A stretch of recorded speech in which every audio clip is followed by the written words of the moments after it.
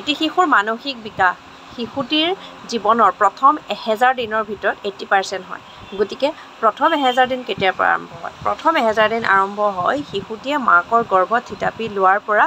জন্মৰ সময়ৰ পৰা বাকি তাৰ জীৱনৰ সেকেন্ড টু বাৰ্থডে হোৱালৈকে 1000 দিন হয় গতিকে এই সময়খিনিত শিশুৰ জীৱনৰ আটাইতকৈ গুৰুত্বপূৰ্ণ সময় কিয়নো মানসিক বিকাশ আমাৰ সৰ্বাংগীন উন্নতি বা সফলতাৰ মুখ্য কাৰক গতিকে মানসিক বিকাশ আমাৰ ভাল হ'লেহে এটা শিশুৱে ভৱিষ্যতে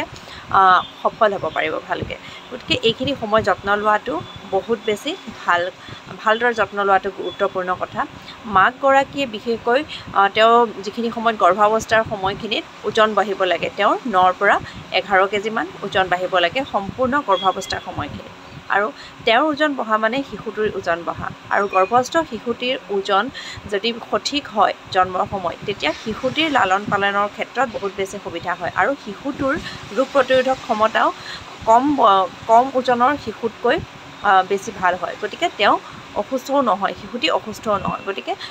সঠিক ওজনৰ এটা শিশু যেতিয়া জন্ম পাব তেতিয়া তাক লালন পালন কৰিবলৈ সেইকাৰণে সুবিধা কিয়নো শিশুটিয়ে কমকৈ বেমাৰত ভুগিব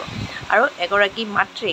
যেতিয়া 9 পৰা 11 কেজি বা কেতিয়াবা 12 কেজি মানলৈকে ওজন বাঢ়ে গৰ্ভাৱস্থা সময়খিনিত সেইখিনি নৰ্মেল হয় কেতিয়াও এগৰাকী মাতৃয়ে নিজৰ সন্তানৰ ওয়েট বেছি বাঢ়ি যাব প্ৰসৱৰ সময়ত বেছি অসুবিধা হ'ব বুলি পেলাই কমকৈ খোৱা বোৱা কৰা আদিৰ দৰে কিছুমান কাম কৰিব নালাগে বহুতে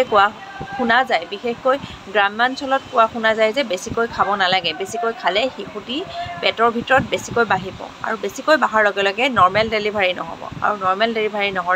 নহ'লে তোমাৰ পেটটো কাটিব লাগিব এনেকুৱা কিছুমান কথা শুনা পোৱা যায় আজিও চলি আহিছে এনেকুৱা এতিয়াতো বহুত বেছি ডিজিটেল হৈ গৈছে আমাৰ পৃথিৱীখন তথাপিও এইবিলাক চলি আছে গতিকে যদি তেনেকুৱা কিবা শুনিছে আপুনি আওকাণ কৰক আপোনাৰ ভোক লাগিছে আপুনি খাদ্য খাওক এগৰাকী প্ৰেগনেণ্ট লেডিয়ে দিনটোত মিনিমাম 6 বাৰ খাদ্য খাব লাগে 3 বাৰ প্ৰধান আহাৰ খাব লাগে আৰু তাৰ মাজে মাজে স্নেক্স খাব লাগে বা জলপান খাব লাগে মুঠতে 6 বাৰ খাব লাগে আৰু যদি আপোনাৰ তথাপিও ভোক লাগিছে সৰু সুৰা ড্ৰাই ফ্ৰুটছ বা আন কিবা স্নেক্স খাব পাৰে ফল মূল খাব পাৰে গতিকে নিজৰ খোৱা বোৱা নিজৰ শৰীৰৰ নিডছ কি আছে আপোনাৰ শৰীৰে কি বিচাৰে আপোনাৰ শৰীৰে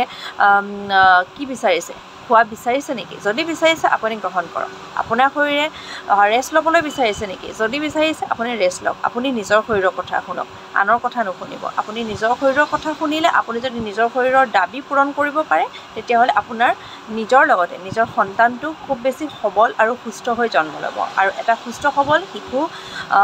যত্ন লৈ লালন পালন কৰাটো বহুত বেছি সুবিধাজনক আৰু সেই শিশুটি যদি নিশগতীয়া হয় জন্মৰ সময়ত বা ওজন কম হয় তেতিয়াহ'লে কিন্তু আপুনি বহুত বেছি সমস্যাত ভুগিব লাগিব গতিকে নিজৰ খোৱা বোৱা যত্ন লওক আৰু নিজৰ ওজন বাঢ়িলে ভয় নাখাব প্ৰেগনেন্সিত ওজন বাঢ়াটো একেবাৰে নৰ্মেল কথা গতিকে যদি ভিডিঅ'টো ভাল লাগে সকলোৰে লগত শ্বেয়াৰ কৰিব বাই বাই